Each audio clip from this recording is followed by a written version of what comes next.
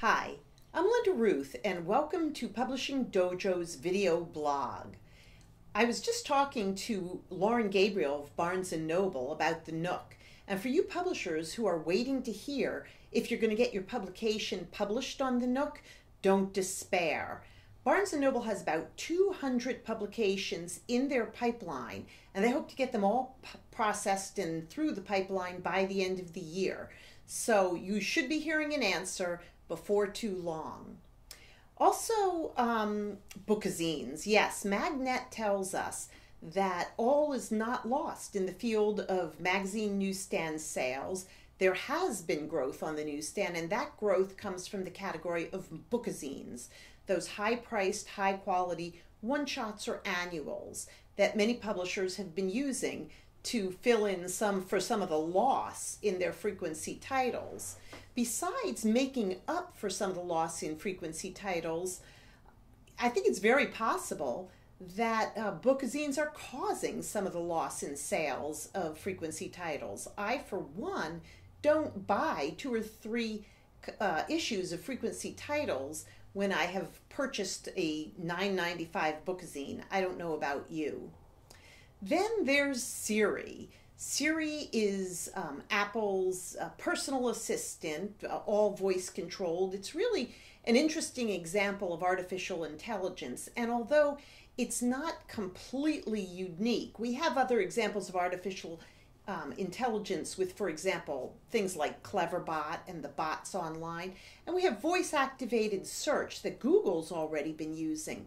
The interesting thing about Siri, though, is it does not use the search engines. It's not using Google at all. It's bypassing Google for a lot of its searches, because when somebody asks a query as to where to find something or what to do, it'll go to a location-based service such as Yelp and come up with a recommendation.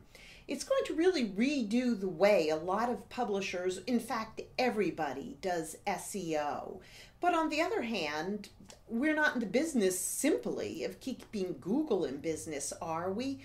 A lot of people are worried and upset and nervous about it. I personally think it's great. There's going to be other ways we can optimize search.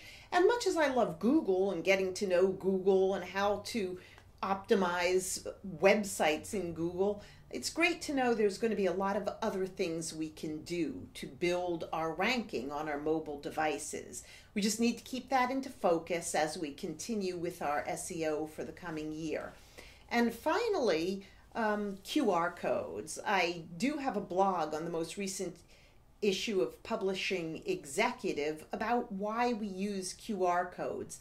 And the most interesting reason is something that I heard from a mobile marketing expert, Dan Hollings.